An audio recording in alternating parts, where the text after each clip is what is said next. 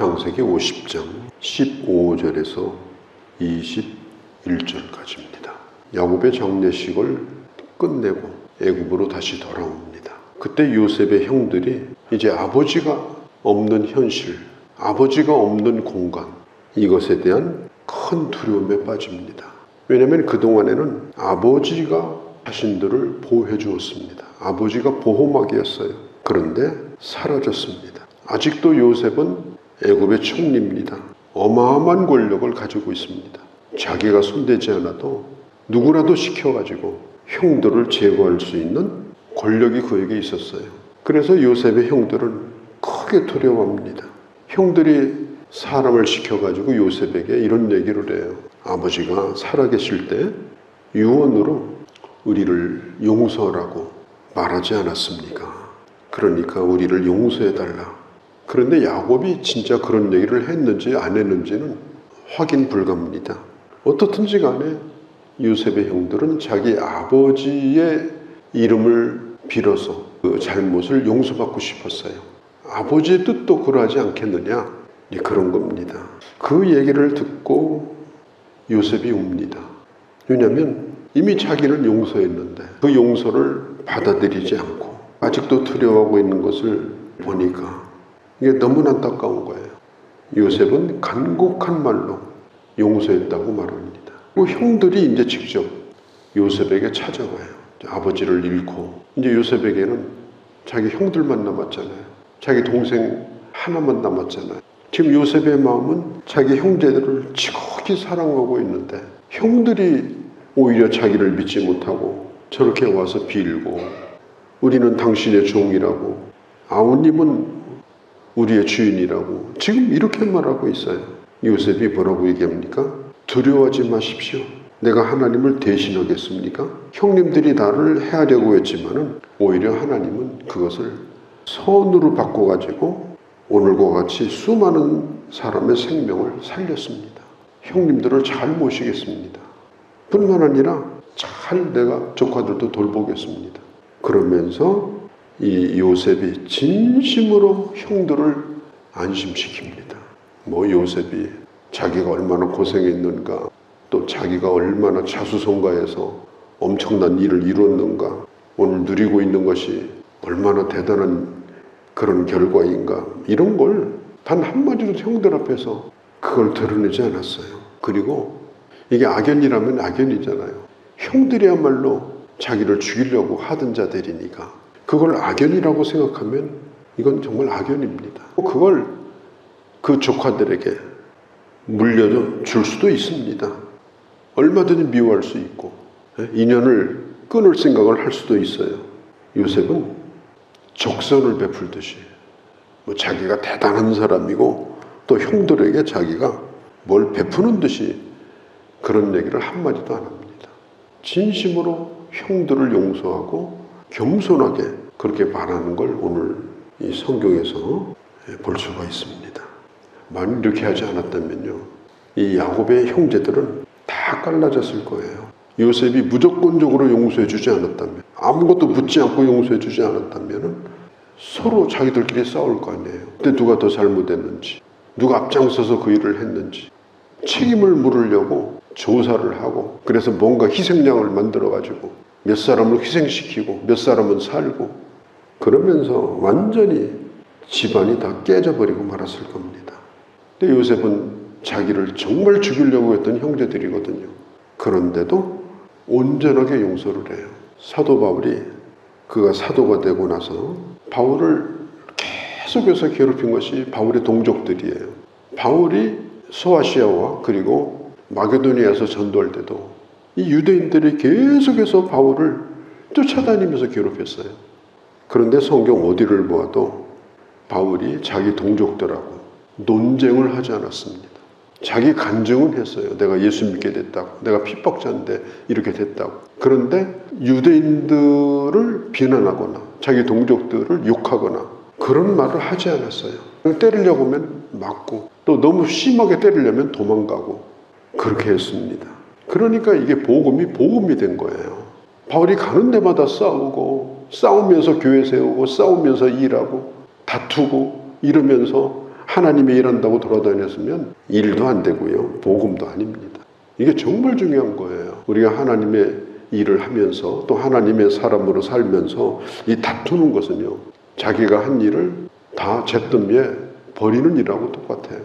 요셉은 그걸 잘했습니다. 만일 요셉이 용서하기는 했어요. 그런데 그 형들에게 내가 형님들 한 가지만 좀 물어봅시다. 내가 용서는 했지만 그때 왜 그랬는지 내가 이해가 안 됩니다. 앞으로 그런 일이 한 번만 더 있으면 그때는 나도 가만히 있지는 않을 겁니다. 그렇게 했다면요. 어떻게 됐을 것 같아요? 깨끗하게 용서했기 때문에 이 형제들이 하나가 된 거예요. 묻지를 않은 거예요. 묻지 않는 것이 사랑입니다. 가서 뒤캐고 따지고 이건요. 상대방을 사랑하지 않기 때문에 그런 거예요. 내가 내 자식한테 그렇게 합니까? 안 하잖아요. 그러면 남을 대할 때도 그렇게 대해야 되는 거예요. 그런데 보통은 그렇게 하지 않습니다. 형제들이 자기에게 잘못한 것에 대하여 이 요셉은 한 뿌리도 쓴 뿌리가 없었어요. 자기 가슴 속에 쓴 뿌리가 남아 있었으면 생각할 때마다 쓴 물이 나올 거 아니에요. 용서는 했지만 쓴 뿌리가 또 금방 또 자라나가지고 또 뿌리를 내리고 이렇게 할 거 아니에요. 그런데 요셉에게는 그런 게 없었어요. 쓴 뿌리는 폭군하고 똑같아요. 용서했을지라도 쓴 뿌리를 남겨두면 그게 금방 또 뿌리를 내려요. 용서한 줄 알았는데 그게 또 무성하게 자라가지고 또 싸우고 용서했다고 말하고 가서 또 따지고 요셉에게서 우리가 발견할 수 있는 위대한 특징이 있어요. 그것이 뭐냐면 일관성입니다. 그것을 순전함이라고 말해요. 순전하다. 처음과 끝까지 똑같은 거예요. 그리고 그 안에 어떤 것이 없어요. 뭘 접어뒀다든지 거기에 뭘 깔고 있다든지 쓴 뿌리를 하나 남겨두고 그런 게 요셉에게는 없었어요. 그냥 순전해요. 100%는 아니에요. 금도 그렇잖아요. 금이 100%가 있습니까? 100% 금은요, 이 세상에 없습니다. 그래서 금방에 가면 99.99 이렇게 해요. 그걸 그냥 금이라고 부릅니다. 요셉은 금으로 치면 99.99예요. 순전함. 그런 용서도 그렇게 했습니다. 자, 지금 배가 다 달라요. 형제가 12명인데 배가 달라요. 배가 4개나 돼요. 누가 잘했냐 못했냐 반드시 분열됩니다. 그러면 등집니다. 그러면 이제 끝났어요. 이스라엘 민족은 존재하지 않습니다. 여기서 깨지면 생육하고 번성한다. 그것도 끝난 겁니다. 뭐 민족을 이뤄가지고 출애굽한다. 그것도 안 됩니다. 만일 요셉이 용서해놓고 자기 권력을 가지고 형님들을 종 부려먹듯이 부려먹었다. 그것도 안 됩니다. 오랜 세월 동안 소모전을 벌이다가 결국은 흐지부지 끝나요. 이 요셉의 용서는 민족을 만드는데 가장 중요한 역할을 한 거예요. 요셉의 용서가 없었다면 출애굽 없어요. 이스라엘 민족도 없어요.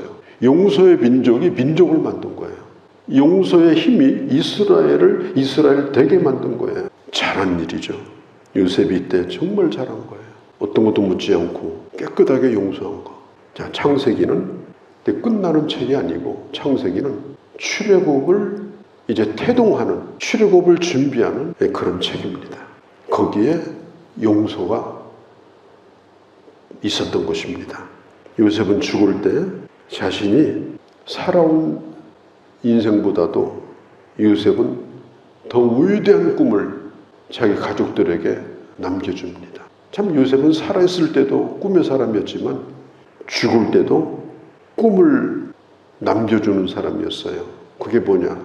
24절 25절이에요. 하나님께서 반드시 너희들을 돌보시고 약속한 땅에 이르게 하실 것이라. 하나님께서 돌보시고 너희가 이곳을 떠나 갈 때 내 뼈를 가나안 땅으로 옮겨달라. 지금 요셉이 무슨 얘기를 하는 거예요? 반드시 우리 후손은 애굽을 떠난다. 그때 내 뼈를 가지고 떠나달라. 이건 지금 뭘 가리키는가 하면은 요셉이 자기 후손에게 꿈을 심어주는 거예요. 어떤 꿈? 출애굽에 대한 꿈. 하나님의 약속이 이루어지는 꿈. 요셉은 자기도 꿈을 이뤘지만 죽을 때 더 큰 꿈을 자기 가족들에게 심어주었고 용서하고 미래를 향해 나갈 수 있도록 길을 열어주고 죽은 겁니다. 어떤 원한도 남겨주지 않았어요. 참 놀라운 일이죠. 요셉이 110세를 살았는데 노년에는 참 편안하게 살았죠. 그런데 참 안타까운 것은 요셉이 제일 먼저 죽어요. 형들보다. 저는 이걸 보면서 참 마음으로 좀 슬픈 생각이 들더라고요. 요셉은 말도 못하게 고생한 사람입니다. 자기가 주인으로 섬기던 보디발이 너 잘못한 것 같으니까 감옥에 가라 그랬겠어요?